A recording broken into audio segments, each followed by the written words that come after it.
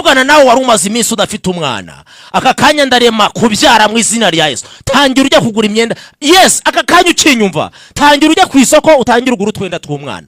Hamagara umugabo niba ari ku kazi, mubwire ngo taha kare kuko namaze kwakira igitangaza. Bangu gutera inda vuba kuko amasaha yo gutangira gutera inda nayaremye. Ubungu byatangiye. Abantu muwazi iminsi mudafitiye abana, amasaha yo gutera inda yageze. Ukimara kumvira ijambo, hamagara umukunzi wawe mubwire ngo banguka. Imana ikuntumyeho ngo akira umwana. Ibintu bitangiye guhindura isura. Ibintu bitangiye guhindura isura mama. Bitangiye guhindura isura papa. Iminsi bakubariye ni myinshi. Abavuze baravuze, ariko igihe cyo gutabarwa kirageze. Akira kubaho mu izina rya Yesu. Akindi bakugambaniraga arangije yerekanishije imbaraga ukuboko kwe.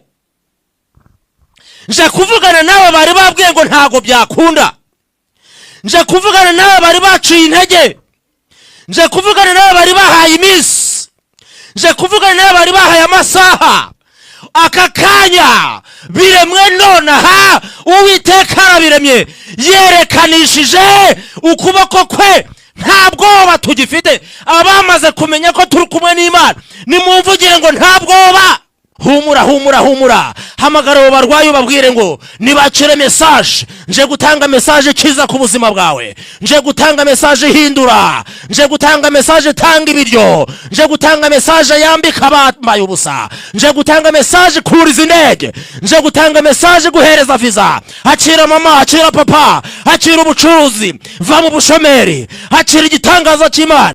Turabasuhuje, amahoro y'Imana nabe kuri mwe, mwebwe mudukunda, mwebwe mutwifuriza ibyiza, nimugire umugisha w'Imana. Tugarutse kandi imbere ya kamera cyangwa se tugarutse kuri channel yacu, nkunda kubivuga ni yacu kandi ni yanyu. Hanyuma iyi ni channel yitwa Abeza ba Yesu TV. Jewe ndi Singaye Regis nk'ibisanzwe. Imana ibaho umugisha. Ngira ngo murimo murabibona imbere yanyu kuri kamera, murahabona umutumirwa wacu uyu munsi tubazaniye umutumirwa wacu uyu munsi. Ni umugabo ushima Imana kandi ni umukozi w'Imana. Atuzaniye ubutumwa bukomeye cyane, hanyuma ariko ndamwakira kugira ngo abanze atwibwire amazina ye, atubwire naho asengera, ubundi tubone gukomeza. Imana ibahe umugisha. Yewe nitwa Niyongira Bernard, nkaba umukristo, ndi umukristo usengera mu itorero rya ADPR.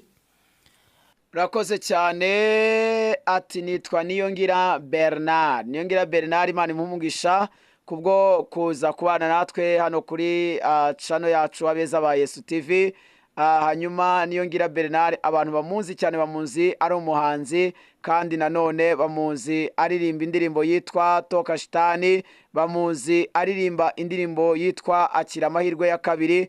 Ariko kandi n'abantu bajya bakenera, abahanzi bakenera gukoresha indirimbo, amashusho, abantu bakenera umuntu wabafotora, Niyongira Bernard ibyo byose arabikora. Imana imuhe umugisha. Uyu munsi rero tuzaniye ubutumwa bukomeye, ariko nyemerera ubanze ureba aho hasi ukore subscribe, hanyuma utwandikire muri comment uko ibintu urimo kubibona, hanyuma kandi nurangiza usharinge n'abandi bumve cyangwa se babone ibiganiro byacu. Imana iguhe umugisha, ukore na like. Dusuhuje abantu bari hanze y'u Rwanda n'abari mu Rwanda, mwese mugubwe neza. Twakira Niyongira Bernard, hanyuma uratubwira ikintu gitumye uza hano kuri channel yacu cyangwa se kuri muri studio za channel yacu, hanyuma andi utubwire, nurangiza udusengera Imana, ubundi tugezeho ubutumwa tuzaniye. Umwanya n'uwawe mu izina rya Yesu turakwakiriye.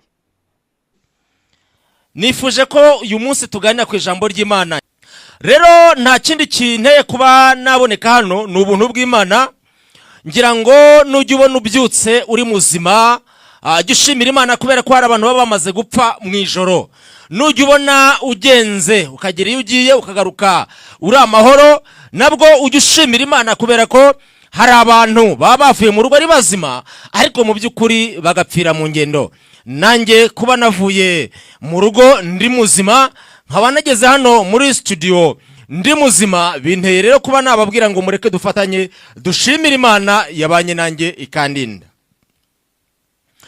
Data mu izina rya Yesu Kristo, muri kano kanya ndagushimiye ko ukiri Imana, ntabwo uhinduka kandi uri Imana ivuga bikaba, wategeka bigakomera. Aka kanya ndategetse ngo imbaraga yose itavuga Imana iceceke, ubushake bw'Imana buze gukora ku Uwiteka Imana kuganze, kandi ubwo tugiye kuganira ku byerekeranye n'ijambo ryawe, twemerere uburiganya bw'umwanzi butsindwe, ahubwo ibendera ryo gukora ku Uwiteka riganze muri studio. Ngaho ganza kandi ukore ibyo ubutwari, ni mu izina rya Yesu Kristo, amen. Munyemerere dufatanye tubanze dusome ijambo ry'Imana.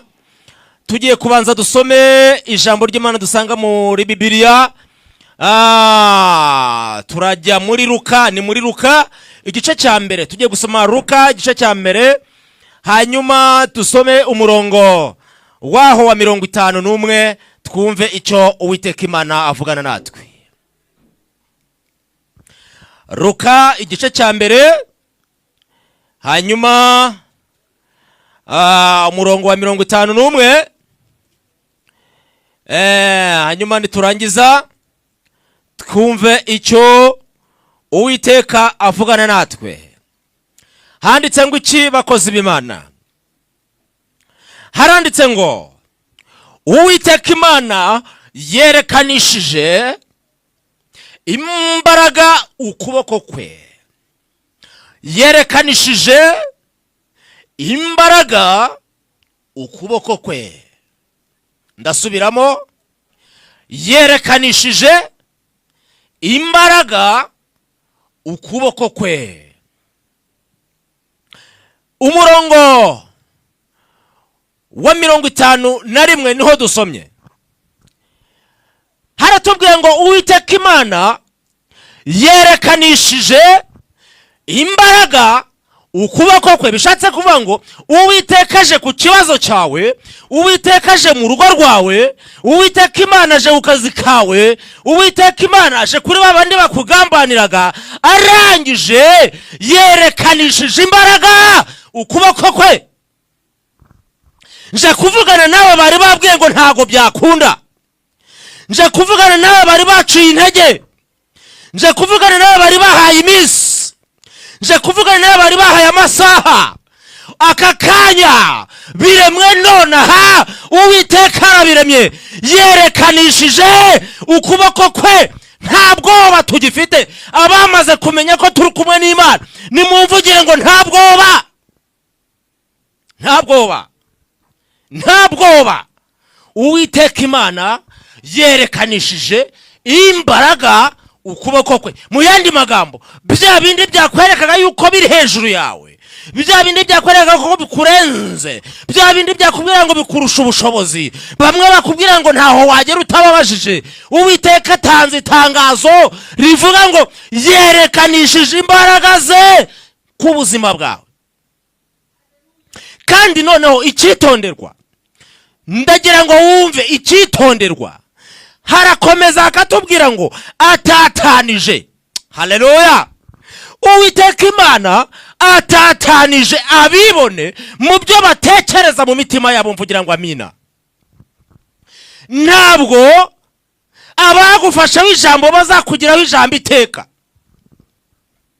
Arajaje mu rugo rwawe, arajaje ku kazi kawe, arajaje kwa muganga aho uryamye, arangije afata imbaraga z'umubi, izari zarakubwiye ngo nta hantu uzigeza, izakubwira ngo urapfuye birarangiye. Nje kugutangariza ngo zitangarize ngo ndacyariho, ndakomeye, ndacyariho, ndashinganye, imbaraga z'Imana ziracyari ku buzima bwawe. Akira kubaho mu izina rya Yesu.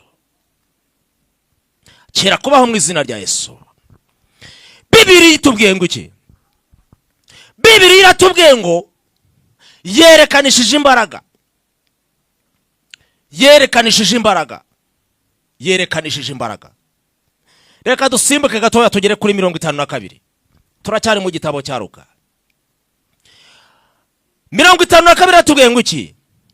Haratubwiye ngo ntabwo ari bya bindi gusa tuvuza akoze, ahubwo umva n'ibindi akoze. Anyaze. Haleluya. Ndafashijwe mu izina rya Yesu. Anyaze anyaza abakomeye intebe zabo. Bishatse kuvuga ngo bya bindi byose byakwishyiragaho byagutwazaga igitugu bitangarize ngo Uwiteka ari hejuru yabyo. Hari umunyembaraga ufite imbaraga kubirusha, anyaza abakomeye intebe zabo. Bishatse kuvuga ngo hari abantu akuye ku kazi, hari n'abandi ashyize mu kazi. Hari abantu akuye ku ntebe, hari abandi ahaye intebe. Tangariza abantu ngo barindwi babwire ngo Imana iranzamuye. Bwira abantu 5 babwire ngo Imana iranyimuye. Tangariza abadayimoni babwire ngo ntago bigikunze. Tangariza umutima babwire ngo Imana iri mu kazi. Sema haleluya. Ibintu byose bigira igihe cyabyo. Iki ni igihe cy'ubutabazi ku buzima bwawe. Narinje kubwira ngo hari Imana ije ku buzima bwawe. Hari Imana igarutse, hari Imana yongeye. Ihangane mama, ihangane papa. Ibyakubabaje byarakubabaje, ariko iminsi bamyinshi igahimwa n'umwe.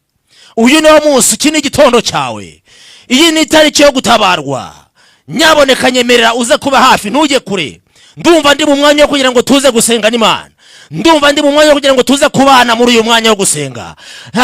Ndumva Imana iri buze gukora ibintu bikomeye muri aka kanya. Humura. Hamagara abo barwayi ubabwire ngo nibacire message. Nje gutanga message kiza ku buzima bwawe. Nje gutanga message hindura. Nje gutanga message tanga ibiryo. Nje gutanga message yambika abambaye ubusa. Nje gutanga message kuriza indege. Nje gutanga message guhereza visa. Akira mama, akira papa, akira ubucuruzi, va mu bushomeri, akira igitangaza cy'Imana. Sema haleluya. Imana hari ibintu ikoze muri kano kanya. Imana hari ibintu iremye muri kano kanya. Imana hari ibintu iremye muri kano kanya. Haleluya. Sema haleluya. Sema haleluya. Bibiliya 53 baratubwiye ngo abashonje yabahagije ibyiza. Ntago bivuze ngo abashonje bakomeje gusonza. Oya. Tangariza iyo nzara ubwire ngo ni igihe gitoya. Bibiliya irambwira ngo abashonje yabahagije ibyiza. Haleluya. Abashonje yabahagije ibyiza. Aka kanya tangira guhaha ibyiza. Aka kanya tangira kwambara ibyiza. Ndaguhanuriye mu izina rya Yesu. Fata umufuka. Shaka abakozi. Hamagara. Bwira abantu baze bagutwaze. Tangira uhahe, ntuhahe ku mifungo. Rekana no guhaha ku mifungo. Rekana n'ibyo bimene. Rekana n'ibyo bya make. Akira rema. Ndarema buzima. Ndarema igitangaza. Akira mama, akira depo. Akira kudepoza bikemera. Akira kutanga. Akira gutanga. Kuko iyo wamaze guhabwa nawe uhabandi. Akira kuba umunyamugisha. Ndarema igitangaza kidasanzwe ku buzima bwawe. Ndarema igitangaza kidasanzwe ku buzima bwawe. Ntabwo uzongera guhaha ku munzani. Ugiye kujya ugenda nawe uhahe ku madepo. Ubabwire ati iyi mifuka yose muyishyire hari. Uhereye aka kanya ucyumvira ijambo. Ukigira kwizera ko Imana iri kumwe nawe. Tangira ubwira abakozi. Ubabwire ati ndashaka kujya ndya neza. Bya bindi byo kurya ibiryo by'imvangitirane no. Gahunda niyo kumenya amasorori. Apana gufata ibishimbo ukabivanga mu isorori y'imyumbati, ukavanga mu isorori y'amateke, ukavanga mu ibirayi. No. Isorori y'akanyama, isorori y'agasosi, isorori y'umuceri, uw'ipirawu ndetse na wawundi w'umweru. Mujye mumenya kurya ruzungu. Niba Imana itanze ibintu byiza mujye mwakira. Yes. Tangira wakire mu izina rya Yesu. Ndavugana n'umuntu wari umaze iminsi ababajwe n'urugo. Imana ije mu rugo rwawe. Aka kanya Imana ikoze igitangaza mu rugo rwawe. Imana irambwiye ngo ongera wongere usenge. Gusenga bikingura ijuru. Ariko ndabwiye ngo akira igitangaza. Ntabwo ayo marira arayo kukwica, ntabwo ayo marira arayo kukwimura mu urwo rugo, ahubwo nayo kugira ngo izina ry'Uwiteka Imana rihabwe icyubahiro mu urwo rugo rwawe. Erega uwo mugabo agomba kumenya ko ari Imana wasenze. Nimba igitangaza kibonetse kuko wasenze bigomba kumenyekana. Humura, iminsi bamyinshi igahimwa n'umwe. Ndavugana nawe wari umaze iminsi udafite umwana. Aka kanya ndarema kubyara mu izina rya Yesu. Tangira ujya kugura imyenda. Yes, aka kanya ukinyumva. Tangira ujya ku isoko utangira ugura utwenda tw'umwana. hamagara umugabo niba ari ku kazi mubwire ngo taha kare kuko namaze kwakira igitangaza, banguka utere inda vuba kuko amasaha yo gutangira gutera inda nayaremye. Ubungubu byatangiye, abantu mumaze iminsi mudafitiye abana, amasaha yo gutera inda yageze. Ukimara kumvira ijambo hamagara umukunzi wawe mubwire ngo banguka, Imana ikuntumyeho ngo akira umwana. Ibintu bitangiye guhindura isura, ibintu bitangiye guhindura isura mama, bitangiye guhindura isura papa. Iminsi bakubariye ni myinshi, abavuze baravuze, ariko igihe cyo gutabarwa kirageze. Akira kubaho mu izina rya Yesu, akira kubaho mu izina. Hanyuma nduva nta bintu byinshi byo kuvuga, narinzanywe n'ubuhanuzi bwawe. Aka kanya wakire gukora ku Uwiteka Imana. Reka dusenge, tugiye gusengana Imana. Data mu izina rya Yesu Kristo, uri Imana ivuga bikawategeka bigakomera. Aba bantu bahaye abana kandi nawe umugisha, aba bantu bahaye ibyo kurya kandi ntibazongere gusonza, aba bantu bubakiye amazu ntibazongere gukodesha, aba bantu bahaye business ntizongere guhomba. Poshi katika jina la Yesu, imbaraga y'umubi yose nitsindwe, ntihazagire ikizongera kubyivangamo uhereye aka kanya mu izina rya Yesu. Imana ibahe umugisha, tuzasubira ubutaha.